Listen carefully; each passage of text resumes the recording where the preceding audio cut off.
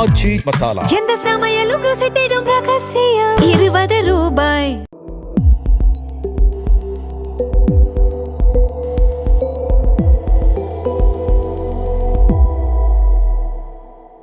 Sir வணக்கம். வணக்கம், நேயர்களுக்கு அன்பு வணக்கம்.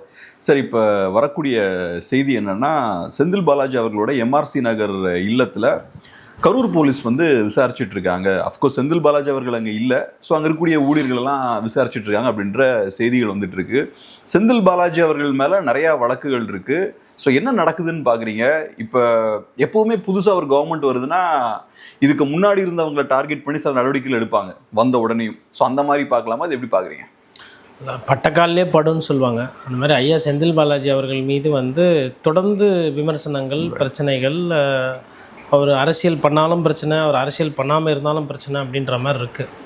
இப்போது தலைப்பு செய்திகளுக்கோ இல்லை சர்ச்சைக்கோ ஐயா செந்தில் பாலாஜி புதுசு கிடையாது. இப்போது ஒரு சில விஷயங்கள் வந்து முன்னாடி செஞ்சது பின்னாடி வருது அப்படி எடுத்துக்கிறதா? இப்போது எதற்காக கரூர் போலீஸ் அங்கே போயிருக்காங்கன்றது நமக்கு இன்னும் சரியாக தெரிய வரலை. ஒருவேளை எதனா துறை ரீதியான விசாரணை, அவர் ஈபியில் அமைச்சராக இருந்தார். கொஞ்ச நாளைக்கு முன்னாடி ஹார்ட் டிஸ்கெல்லாம் காணா போச்சு. யாரோ வந்து ஈபியில் ஒரு சில தவறுகள்லாம் நடந்திருக்கு, அதெல்லாம் நாங்கள் களைவோம், அதெல்லாம் நாங்கள் சரி செய்வோம் அப்படின்ற மாதிரி ஐயா நிர்மல்குமார் பேசியிருந்ததை நம்ம பார்க்கணும். ஸோ அதோடு சேர்த்து அதை பார்க்குறதா? ஸோ பார்வை. ரெண்டாவது, அவர் மேலே ஆல்ரெடி நீதிமன்றத்திலேயே ஒரு சில வழக்குகள் வந்து விசாரணை நிலுவையில் இருக்குது. அதாவது வேலைக்கு வந்து வேலை வாங்கி தரேன்னு சொல்லிட்டு அதை காசு பெற்றுக்கொண்டு அவரோட உதவியாளர்கள் மூலிமா அவர் வந்து பண்ணாருன்னு சொல்லிட்டு ஒரு கேஸ் ஒன்று இருக்குது. அது ஆல்ரெடி அமலாக்கத்துறையும் விசாரிச்சுக்கிட்டு இருக்கு. ஒருவேளை புதுசாக எதனா கம்ப்ளைண்ட் வந்து இவங்க எதனா புதுசாக ஒரு கேஸ் ரெஜிஸ்டர் பண்ணுறாங்களா, எஃப்ஐஆர் போடுறாங்களா என்னன்றது நமக்கு தெரியாது. இது ரெண்டு. மூணாவது, கரூரில் வந்துட்டு அந்த 42 பேர் இறப்பு சம்பவம் ஒன்று நடந்தது, விஜய் அவர்கள் பிரச்சாரம் வந்தபோது. ஸோ அதை மையமாக வைத்து எதனா வந்து விசாரணை, ஆல்ரெடி அதுவும் கேஸ் இருக்குது, அதில் எதனா மேலும் விசாரணைக்காக அங்கே போனாங்களா அப்படி தெரியாது. இல்லை தேர்தல் நேரத்தில் அதிகமாக காசு நிறைய இடத்துல பண நடமாட்டம்லாம் இருந்துச்சு, காசு கொடுத்தாங்க, அந்த மாதிரி எதனா ஒரு தேர்தல் சம்மந்தமாக எதனா ஒரு நடவடிக்கையாக நமக்கு தெரியல. அப்போது ஐயா ஒரு செந்தில் பாலாஜி, அப்புறம் இன்னொன்று சொல்ல மறந்துட்டேன், டாஸ்மாகில் வந்து ஒரு 1000 கோடி ரூபாய் வந்து முறைகேடு நடந்ததுன்னு சொல்லிட்டு அமலாக்கத்துறை மூலிமா ஒரு விசாரணை ஆணையம் வந்து நடந்துச்சு. அதில் எதனா டாஸ்மாக் நிர்வாகம் எதனா நடவடிக்கை எடுக்குதா, இல்லை டாஸ்மாக்லேருந்து யாருன்னா வழக்கு பதிவு பண்ண சொல்லி போலீஸ்க்கு சொல்லி அவங்க போயிருக்காங்களா தெரியல. அப்போது ஐயா ஒரு செந்தில் பாலாஜி நீங்கள் எடுத்திங்கன்னா 5 ஆங்கிளில் போகுது. இதில் எந்த ஆங்கிளில் இப்போ இவங்க போயிருக்காங்கன்னு எனக்கு தெரியல ஒன்று. ஆனால் பொதுவாக என்ன பார்க்கணுன்னா, பொதுவாக ஒரு ஆளுகின்ற கட்சி புதுசாக ஆட்சிக்கு வந்த உடனே அவங்க அரசியல் ரீதியாக வந்து ஒரு சில நேரத்தில் பழிவாங்குதல்னு சொல்லலாம், இல்லை சட்டப்படி நடவடிக்கை, அது எப்படி வேணால் சொல்லலாம். இதுக்கு திமுகலேருந்து பதில் வரும். திமுகலேருந்து பதில் என்ன வரும்னா அரசியல் ரீதியாக பழிவாங்குதல்னு வரும். தாவேக தரப்புலேருந்து என்னென்னா, இல்லைங்க இவர் வந்து மிக வேண்டப்பட்டவர் தான், இவர் வந்து ஒரு டீசெண்டான அரசியல் செய்கிறாரு, அந்த டீசெண்டான அரசியல் எங்களுக்கு பிடிக்கல, அதனால் நாங்கள் வந்து இதை வந்து நாங்கள் சட்டப்படி விசாரிப்போன்னு கூட அவங்க கொண்டு போகலாம். நிறைய டெண்டர்கள்லாம் நிறைய ரத்து பண்ணியிருக்கிறாங்க நிறைய துறைகளில். அது மாதிரி இப்போது வெளிப்படையாக வரக்கூடியது சிஎம்டிஏ டெண்டர்கள் ரத்து செய்யப்படுகிறது. அதுக்கப்புறமா வந்து ஹெச்ஆர்என்சி கோவில் அறநிலைத்துறை, இந்து அறநிலைத்துறை சம்மந்தமான டெண்டர்ஸ் ரத்து பண்ணப்படுகிறது. அப்போது அதில் எது மாதிரி விஷயம் எதனா சம்மந்தமாக இருக்கா நமக்கு தெரியல. சம்மந்தப்பட்டவர்கள் காவல்துறையோ இல்லை செந்தில் பாலாஜி தரப்போ வாயை திறந்து சொன்னாங்க. ஆனால் செந்தில் பாலாஜி கண்டிப்பாக பேசுவார். தாவேக்கல இன்றைக்கி இருக்கக்கூடிய முதலமைச்சர் மாதிரி அமைதியாக இருக்கக்கூடிய தன்மை படைத்தவர்கள். அவர் எப்படியா இருந்தாலும் இன்றைக்கோ இல்லை நாளைக்கோ வந்து என்ன ஏது எதுக்கு தேடினாங்க என்ன வந்தாங்கன்றதை அவர் சொல்லிவிடுவார். அதனால் அப்படி அந்த உண்மைகள் கொஞ்சம் கொஞ்சமாக வெளியில் வரும், நம்ம எதிர்பார்க்கலாம். இப்போ செந்தில் பாலாஜி அவர்களை பொறுத்தளவில் திமுக ஆளும் கட்சியாக இருக்கும்போது செந்தில் பாலாஜி அவர்கள் ஒரு அசர்ட்டாக இருந்தார். இப்போ திமுக எதிர்கட்சியாக இருக்காங்க, இப்போவும் ஒரு அசர்ட் தானா, இல்லாட்டி நெக்ஸ்ட் ஒரு 5 இயர்ஸுக்கு ஒரு லைபிலிட்டியா? செந்தில் பாலாஜி வந்து டே 1லேருந்தே நான் வந்து ஐயாவை பொறுத்தவரையிலும் அவர் லயபிலிட்டின்னு தான் சொல்லிகிட்ருக்கேன். அவரை நான் என்றைக்குமே அசட்டாக நான் பார்த்ததில்ல. இப்போது அதாவது முன்னாடி இருந்த ஐயா செந்தில் பாலாஜி இப்போ ஆட்சி போயிடுச்சு, இப்போ அவரை பற்றி கோட்டீஸ்வரன் பேசுவார், இது என்ன இருக்குது அப்படின்னு கூட நினைப்பாங்க. இன்றைக்கி தேதியில் இதே கேள்வி என்ன கேட்டிங்கன்னா, ஐயா Aadhav Arjuna is a liability to the party, is not an asset. கட்சிக்கு அசட் அப்படின்னா என்னென்னா, இந்த பின்னாடி இருக்கார் பாருங்கள், இது அசட். என்றைக்காக இருந்தாலும் பேசுவாங்க. ஐயா கட்சி அப்படி இருக்கணும்ல சார்? இல்லை கட்சி அப்படி இருக்கணும். அதுதான் யார் அசட்னா, இப்போ காமராஜர் ஒரு அசட்டு, ஐயா அப்துல் கலாம் ஒரு அசட்டு, ஐயா அண்ணா ஒரு அசட்டு. அது மாதிரி மக்கள் பணத்துக்கு ஆசைப்படாமல் நியாயமான தர்மமான வியாபாரங்கள் பண்ணி அரசியல் குறிக்கோள்களை இல்லை அரசியல் கொள்கைகளை மக்களுக்காக எடுத்து வைக்கிறாங்க. ஐயா நல்லக்கண்ணு இறந்துட்டார், அவர் அசட் கம்யூனிஸ்ட் கட்சிக்கு. அது மாதிரி இருக்கிறவங்க இருக்கிறாங்க. இப்போது வீரபாண்டியன் வந்துட்டு அவரோட அரசியல் இந்த கூட்டணி அந்த மாதிரி விவகாரங்கள் எனக்கு கருத்து வேறுபாடு இருக்குது. இன்றைக்கி தேதியில் சிபிஐக்கு அவர் ஒரு அசட்டு தான். ஏன்னா அந்த நிலைப்பாடில் தடுமாற்றம் இருந்தாலும் கையை சுத்தமாக இருக்கே, அரசியல் நிலைப்பாடில் தடுமாற்றங்கள் வருது கம்யூனிஸ்ட் தோழர்களுக்கு. கூட்டணி விவகாரங்களில் அவங்களால வந்து பாஜக உள்ளே வந்துடும் அப்படின்றதுனால குதிரை வேறு அரசியல் பண்ணுற தாவேக்காவோட சமரசமாக போகிறாங்க. அது அரசியல் தடுமாற்றம். ஆனால் அவங்க கை சுத்தமாக இருக்குல்ல, யாரும் ஊழலுக்காகவும் லஞ்சத்துக்காகவும் பதவி வெறிக்காகவும் கூட்டணிக்கு போகல இல்லையா? இது ஒரு சின்ன ஒரு தெளிவு சார். இப்போ என்னென்னா, நீங்கள் சொன்ன மாதிரி அரசியல்னு வரும்போது நல்ல தலைவர்கள் தான் ஒரு கட்சிக்கு அசர்ட்டாக இருக்க முடியும். ஆனால் இப்போ திமுக எடுத்துக்கிட்டிங்கன்னா செந்தில் பாலாஜி அவர்களை உள்ளே கொண்டு வராங்க, அதுக்கப்புறம் ரொம்ப பாதுகாப்பாக வைக்கிறாங்க, அவரை டிஃபெண்டும் பண்ணுறாங்க. அதுக்கான காரணம் என்னென்னா, எலெக்ஷன்ஸ்லாம் ஃபேஸ் பண்ணும்போது குறிப்பாக திமுகன்ற சூழல் இருக்கும்போது அந்த அரசியலை நல்லா கையாளுறது, எலெக்ஷனுக்கு தேவையான ஃபண்ட்ஸை உள்ளே கொண்டு வர்றது, கரெக்டு தப்புன்றதை தாண்டி திமுக கட்சிக்கு அந்த மாதிரி கான்ட்ரிபியூட் பண்ணார். அது அஃப்கோர்ஸ் தப்பு தான், பட் அந்த வேலையை அவர் பண்ணுறார். ஆனால் இப்போ எதிர்கட்சியாக திமுக உட்காந்துருக்காங்க, அந்த ஏடிஎம்கே டிஎம்கே டைனமிக்ஸே இப்போ மாறிடுச்சு. இந்த காலகட்டத்தில் திமுகவுக்கு செந்தில் பாலாஜி அவர்களோட தேவை இருக்குமான்றதுக்காக அது கேட்குறேன் சார். ஒரு அருமையான கேள்வி நீங்கள் கேட்டது. நான் என்ன கேட்குறேன்னா, இப்போது எனக்கு வந்து ஒரு பிரச்சனை, நீங்கள் ஸ்டெராய்டு போட்டிங்கன்னு வச்சுக்கோங்களேன்.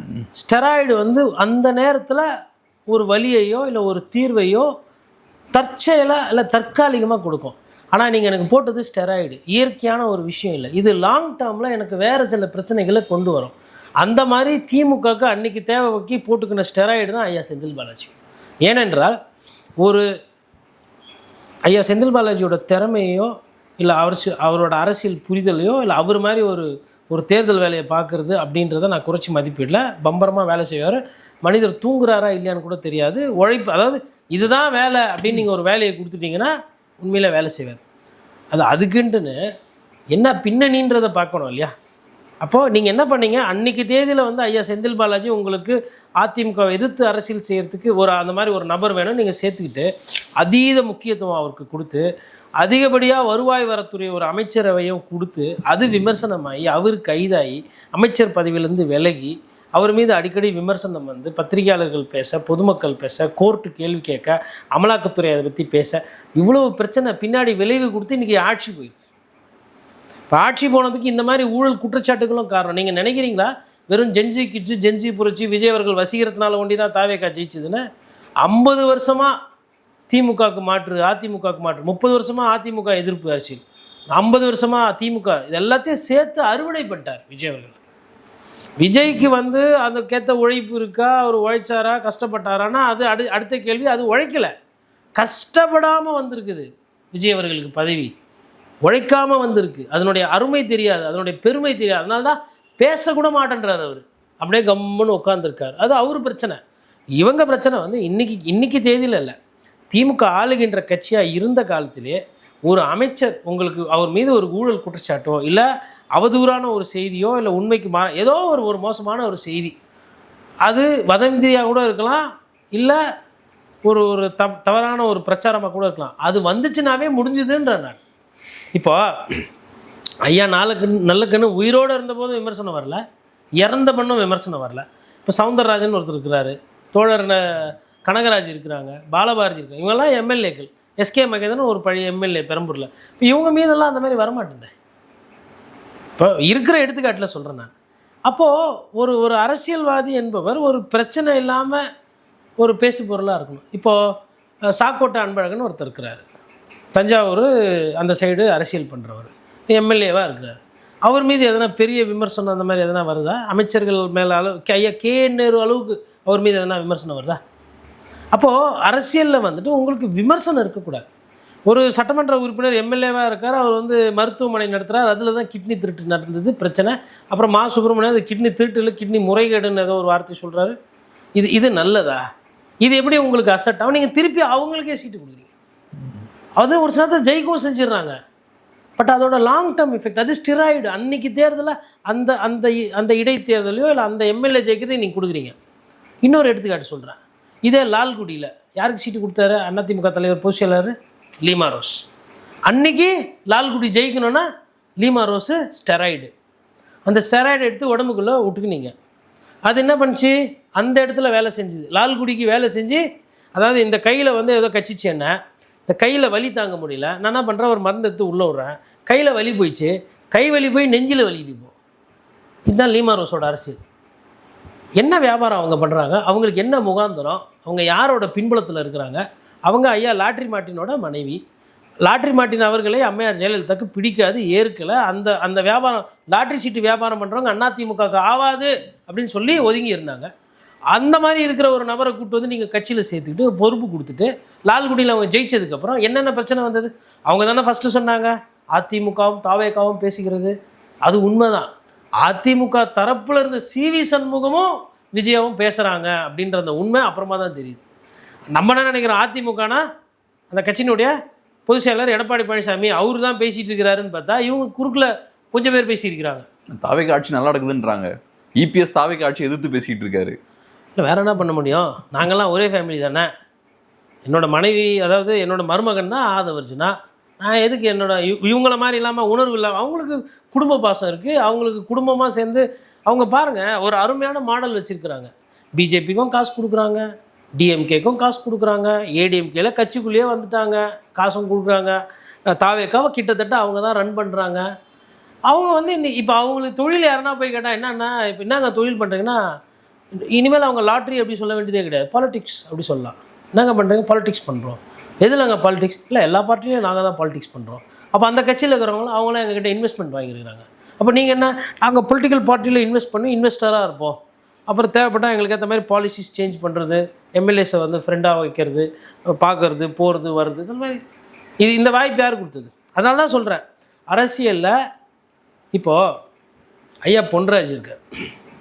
அவர் ஒரு சில அரசியல் நிலைப்பாடுகள், ஒரு சில கட்சியில் சேர்றாரு, விலகிறாரு, போகிறாரு. மௌரியான்னு ஒருத்தர் ஐபிஎஸ் அதிகாரி, அவர் மக்கள் நீதி மையத்தில் போனார் வந்தார்.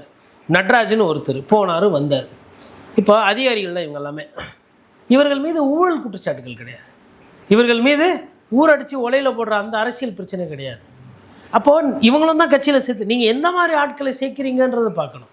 நீங்கள் வந்து முழு நேரம் ஊழல் எனக்கு நல்லா வரும், நான் வந்து வருஷத்தில் எல்லாருக்கிட்டையும் வசூல் பண்ணி, கட்சிக்காரங்கிட்டலாம் வசூல் பண்ணி 300 நாளில் நான் 200 நாள் கூட்டம் போடுவேன், என்னை எதிர்த்து பேசுகிறவனாக இருந்தாலும் அவனை கூப்பிட்டு அவனுக்கு காசை கொடுத்து எலும்பு துண்டு மாதிரி போட்டு என்னை பற்றி பாராட்டி பேசு அப்படின்னு நான் பேச வைப்பேன், அந்த மாவட்ட செயலர் எனக்கு பிடிக்கும் அப்படின்னு நீங்கள் நினச்சிங்கன்னா அங்கே தான் நீங்கள் உங்களுக்கு தானே மண்ணள்ளி போட்டுக்கிறீங்க.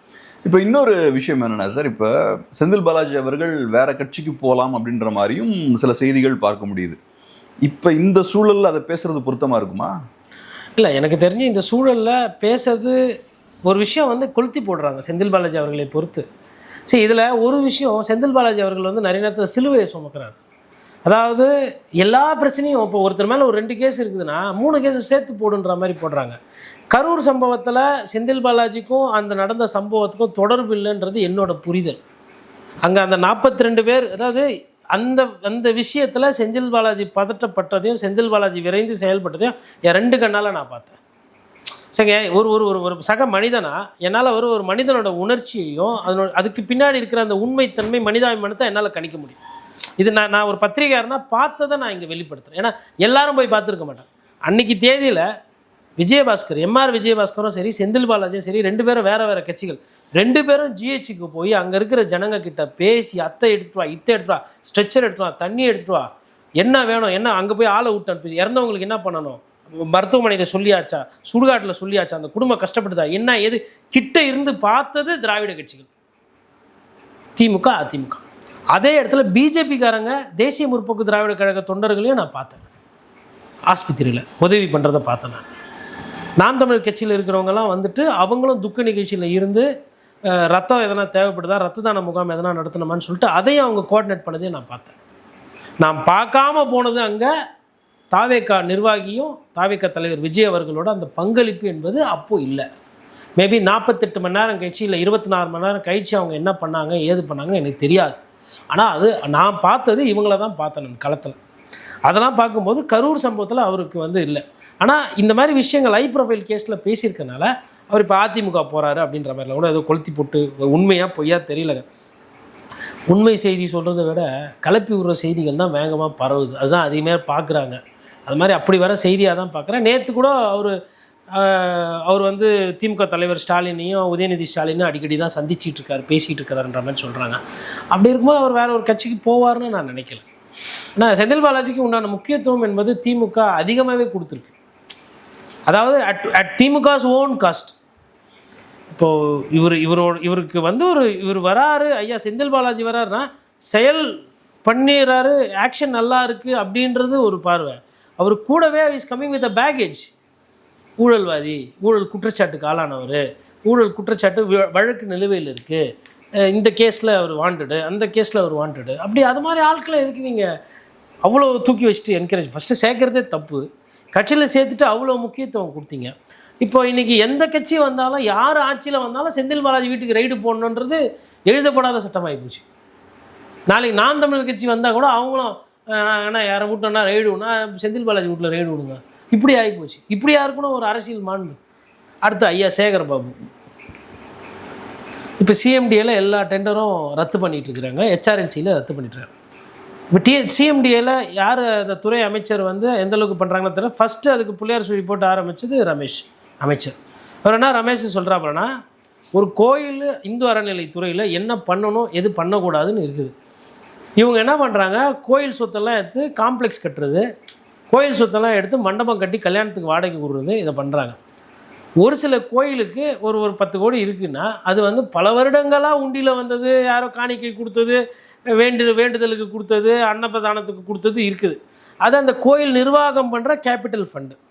அந்த ஃபண்டை எடுத்து இவங்க கட்டடம் கட்டி வாடகை கொடுறாங்க. ஒரு மண்டபம் கட்டி வாடகை. மண்டபம் வாடகை போயிடுச்சுன்னா தப்பிச்சுது. மண்டபம் வாடகைக்கு போகல, இல்லை அந்த இடத்துக்கு அது தேவையே இல்லை அப்படின்னா மண்டபத்துக்கு எடுத்து செலவு பண்ண காசு போச்சு. கோயில் நிர்வாகம் என்ன பண்ணும்? இன்னொன்று, இந்த மண்டபங்கள்லாம் ஒரு சிலது நல்லா இருக்குது, ஒரு சிலது வந்து பாத்ரூம் கூட சரியாக க்ளீன் பண்ணி வைக்காமல் மோசமாக இருக்கிறது நம்ம பார்க்குறோம். என்ன தான் அரசாங்கம் மண்டபமாக கட்டி விட்டாலும் தனியார்கிட்ட தானே 8 லட்சத்துக்கும் 20 லட்சத்துக்கும் போகிறாங்க ஜனங்க. அரசு என்ன அந்த இடத்துல போய் நிற்கல, எதையோ ஒன்றுத்தில் நம்ம கோட்டை விட்றோம்ல. என்னோட 100% ஆசை என்னென்னா, தனியார் மண்டபத்தை விட அரசாங்கம் நடத்தக்கூடிய கல்யாண மண்டபங்கள் ஒரு ரூபானா அதிகமாக சம்பாதிக்கணும். ஏன்னா இது மக்களுக்கு திருப்பி வருது. இல்லை ஒரு கொள்கை இருக்குது, விலை கம்மியாக தான் கொடுக்கணும் அப்படின்னா இதோட டேட்டு வந்து 4 வருஷம் 3 வருஷம் புக்கிங் ஆகணும். இப்போ எக்மோரை நான் பேர் சொல்ல விரும்பலை. எக்மோரில் ஒரு சில சத்திரம், அயனம்பாக்கம் அங்கே ஒரு சில சத்திரம், வானகரத்தை தாண்டி ஒரு சில சத்திரங்கள் இருக்குது. அதே மாதிரி உங்களுக்கு எம்ஆர்சி நகரில் ஒரு சில சத்திரங்கள் இருக்குது. அதுக்கப்புறம் திருவான்மையூரில் ஒரு சில சத்திரங்கள் நான் சொல்கிறது. அப்புறம் கோடம்பாக்கத்தில் ஒரு பெரிய சத்திரம் இருக்குது. நான் சொல்கிறது எல்லாமே பெரிய பெரிய சத்திரங்கள். இதெல்லாம் நீங்கள் போய் ஒரு கல்யாணமோ இல்லை ஒரு நிகழ்ச்சியோ பண்ணோன்னா 3 வருஷம் இல்லை 2 வருஷம் புக்கிங் இருக்கும். ஒரு சிலது 2 வருஷம், ஒரு சிலது 3 வருஷம். இப்போ 2029க்கு இப்போது போய் தேதி பார்ப்பாங்க, 2028க்கு இப்போ போய் தேதி. அது மாதிரி அரசு சத்திரம், அரசாங்கம் நடத்தக்கூடிய கல்யாண மண்டபம் எத்தனை வந்து 1 வருஷத்துக்கு மேலே புக்கிங்கில் இருக்குது, இல்லை 2 வருஷத்தில் புக்கிங் இல்லை. கலைவாணர் அரங்கத்துக்கே டேட்ஸ் எந்த அளவுக்கு புக்கிங் இருக்குது எனக்கு தெரியல. அப்போது இதெல்லாம் வந்து சிக்கல் இருக்குது. அப்படி இருக்கும்போது இந்து அறநிலைத்துறையிலேருந்து நீங்கள் இந்த மாதிரி கட்டணம் கட்டுறதா பிடபிள்யூடி வேலை, அது உங்கள் வேலை இது. எப்போ என்னன்னா, ஒரு கட்டடத்துக்கு ஒரு 50 கோடி 10 கோடின்னா அதில் ஒரு 10% 20% கமிஷன் கொடுக்கும் கான்ட்ராக்ட். அந்த அல்ப கமிஷன் காசுக்காகவும் அந்த ஊழலுக்காகவும் தான் இதெல்லாம் பண்ணுறீங்க. 1. 2வது சிஎம்டிஏவும் கிட்டத்தட்ட அமைச்சர் சேகர் பாபுவோட தலையீடுகள்லாம் இருந்ததுன்றது பேசுகிறோம். சிஎம்டிஏவோட வேலை என்ன? இப்போ இன்றைக்கி பார்க்குறேன், ஒரு கிட்டத்தட்ட 200 சில்லற கோடிக்கு உண்டான வேலைகள் வந்து சிஎம்டிஏலையுமே கேன்சல் பண்ணிட்டாங்களாம். இப்போ இந்த கான்ட்ராக்ட் எடுத்த டெண்டரில் பிரச்சனை பாருங்கள். அது என்ன சொல்கிறாங்கன்னா, சிஎம்டியோட சென்னை வளர்ச்சி குழுமம் அதோடைய வேலை என்னென்னா திட்டமிடுதல், படிக்கிறது. இப்போ டிராஃபிக் எவ்வளோ இருக்குது, 2025 டிராஃபிக் இவ்வளோ இருந்துச்சு, 2030 இவ்வளோ டிராஃபிக் இருக்கும், வாகன நெரிசல், அதற்கு சாலைகளை எப்படி விரிவாக்கம் பண்ணணும் ஒரு ஸ்டடி பண்ணிவிட்டு அந்த ஸ்டடியை கொடுப்பாங்க. அவங்களோட முக்கியமான வேலை என்னென்னா, கட்டடம் கட்டினா அந்த கட்டடத்துக்கு அனுமதி கொடுக்குறது, கட்டடம் சரியாக இல்லைன்னா அதை இடிக்கிறதுக்கு உண்டான அனுமதி கொடுக்குறது. அதோடு முடிஞ்சு போச்சு. இவங்க என்ன பண்ணிட்டாங்கன்னா, அதை பிடபிள்யூடி ஆக்கிட்டாங்க. நீங்களும் கட்டடம் கட்டுங்க, நீங்களும் பஸ் ஸ்டாண்டு கட்டுங்க, நீங்களும் வந்து சென்னை வட சென்னை வளர்ச்சி திட்டம், வட சென்னை வளர்ச்சி திட்டம் பேர் நல்லா இருக்குது கேட்க. சென்னை மாநகராட்சி என்ன பண்ணுவோம், இப்போ கோலி விளாடுமா? இப்போ சிஎம்டியோட வேலை வந்து திட்டமிடுதல், அரசியல் ரீதியாக அறிவுரை சொல்லுவது, இதை செய்யுங்க, அட்வைசரி, இதை செய்யுங்க, இப்படி செய்யுங்க, இது இங்கே வருது, இந்த பிரச்சனை வரும், இந்த பிரச்சனையை வந்து இப்படி பார்க்கணும் அப்படின்னு சொல்கிறது. அவங்களே போய் நீங்கள் கட்டடம் கட்ட சொல்லி, அவங்களே போய் பார்க்குக்கு செலவு பண்ண சொல்லி, அவங்களே வந்து கிரவுண்டு செலவு பண்ண சொல்லி, ஜிம்மு கட்டுறதுக்கு நீங்கள் பண்ணுறீங்கன்னா அப்போ கார்ப்பரேஷனுக்கும் அதுக்கும் என்ன வித்தியாசம்? இது சென்னை மாநகராட்சி மக்களுக்கு தேவையான விடயங்கள், மக்களுக்கு தேவையான அமெனிட்டிஸு, ரோடுலேருந்து சாலையிலேருந்து தெரு விளக்குலேருந்து நாய் பிடிக்கிறதுலேருந்து பிரிட்ஜு கட்டுறது இது வேலை. அது மாதிரி வேலையே அதுக்கப்புறம் சிஎம்டியை வந்து ஆஸ்பத்திரிக்கு ஒரு சில செலவெல்லாம் பண்ணுறதுக்குமே ஒரு சில அட்டம்ப்டெல்லாம் இருந்துச்சு. அப்போ சுகாதாரத்துறை எதுக்கு இருக்குது? இந்த மாதிரி வேலைகள்லாம் பண்ணியிருக்கிறாங்க. இப்போது சட்டமன்றத்தில் விஜய் அவர்களுக்கு கேள்வி கேட்கும்போது ஐயா ஆதவ் பதில் சொன்னால் அது தப்பு சொல்கிறோம். துறை அமைச்சர் யார்? அவர் தான் அதுக்கு பதில் சொல்லணும். அப்போ ஒரு துறைக்குன்னு ஒரு வேலை இருக்கும்போது அந்த துறையை அது வேலையை தான் பார்க்கணும். கட்டடம் கட்டுறது, கான்ட்ராக்ட் போடுறது, ஷாப்பிங் கால்குலேஸ் பண்ணுறது, அப்புறமா மல்டி ஸ்டோரி கட்டி வாகனத்துக்கு இது லைசன்ஸ் கொடுக்கறது, அதாவது பார்க்கிங்க்கு கொடுக்கறது, அதெல்லாம் கான்ட்ராக்ட் விடுறது, டெண்டர் வேலை. அது இல்லையே அந்த டிபார்ட்மெண்ட்டோட வேலை. இப்போ இதெல்லாம் பண்ணி வச்சுருக்கிறீங்க. இப்போ இது சம்மந்தமாக இதெல்லாம் இது சம்மந்தமாக என்னென்ன கேஸ் வரப்போகுது, என்னென்ன விசாரணை வரும்னு தெரியலையே. இது தாவேக்கா இது பண்ணுதுன்னா அதில் ஒரு குறைந்தபட்சம் ஒரு நியாயம் இருக்குதுண்ணே. இப்போ நீங்கள் சொன்னீங்க இல்லையா அதுக்கு முன்னாடி பேசும்போது, இப்போ ஆதவ் அர்ஜுனாவாக இருக்கட்டும், செந்தில் பாலாஜி அவர்களாக இருக்கட்டும், லீமா ரோஸாக இருக்கட்டும், அவங்க எல்லாமே அவங்க இருக்கக்கூடிய கட்சிக்கு ஒரு லைபிலிட்டி தான் அப்படின்ற விஷயம் பேச அந்த கருத்தில் நான் 100% நான் உடன்படுறேன். அவங்க வந்து அந்தந்த கட்சிக்கு சொத்து அல்ல, அந்தந்த கட்சிக்கு அவர்கள் தலைவலி தான். இப்போ ரீசெண்டாக நடக்கக்கூடிய விஷயங்கள் என்னன்னா, விஜயபாஸ்கர் அவர்கள் தாவேக்கால போய் சேர்ந்திருக்காரு. அடுத்த லைபிலிட்டி அவரும் ஒரு பேகேஜோட தான் வராரு. சிவி சண்முகமும் அங்கே போய் அடுத்து அவரும் பேகேஜ்ன்றாங்க. பண்றாங்க இல்லைங்க, அதாவது என்னன்னா பணம் இருந்தால் அரசியலுக்கு போதுன்ற அந்த ஒரு குறைந்தபட்ச ஒரு புரிதல் அதிகமாக இருக்குது. விஜய் அவர்கள் வந்து இந்த தேர்தல் பணத்தை ஒண்டி வச்சு ஜெயிக்கலை. அஃப்கோர்ஸ் பணமே இல்லாமல் ஜெயிக்கலை. ஏன்னா ஐயா ஆதவ் அர்ஜுனா நிறைய செலவு பண்ணியிருக்கிறாரு. அங்கே பார்த்தோம் ஒரு பெரிய நிறுவனம் நடத்தி அது மூலிமா வந்து மூளை செலவை பண்ணுவதற்கு என்ன வேலை, இன்ஸ்டாவில் போடணும், லைவில் போடணும், இன்ஃப்ளூயன்சர்ஸ்னு ஒரு சிலர் இருக்கிறாங்க. சம்மந்தமே இல்லாமல் வந்து ஆதரவு கொடுத்துட்டு இப்போ என்ன பண்ணுறதே தெரியாமல் இருக்கிறாங்க. உங்களோட இதுக்கு முன்னாடி எந்த அரசியலையுமே இந்த இன்ஃப்ளூயன்சர்ஸ் அரசியல் பேச்சு நான் பார்த்தது கிடையாது. இப்போது ஒரு அரசியல்வாதியை ரோஸ்ட் பண்ணுறதுன்றது வேறு. இப்போது கோபி சுதாகர்லாம் இருக்கிறாங்க, அவங்க எல்லாருமே ரோஸ்ட் பண்ணியிருக்கிறாங்க. பார்த்திங்கன்னா டேடி முன்னேற்ற கழகம்னு சொல்லிட்டு டிஎம்கே பண்ணியிருப்பாங்க. அதுக்கப்புறம் ஐயா வைகோ அவர்களை வந்து ஐரோப்பாவிலே 3000 வருடங்களுக்கு முன்னாலே அப்படி அப்பாலே அப்படின்லாம் பண்ணியிருப்பாங்க. அப்புறம் ஓபிஎஸ் இபிஎஸ் அவர்களை வந்து ரோஸ்ட் பண்ணியிருப்பாங்க.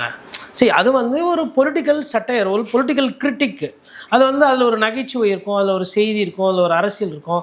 அதில் வந்து வன்மத்தை விட அதில் வந்து ஒரு நகைச்சுவை இருக்கும்.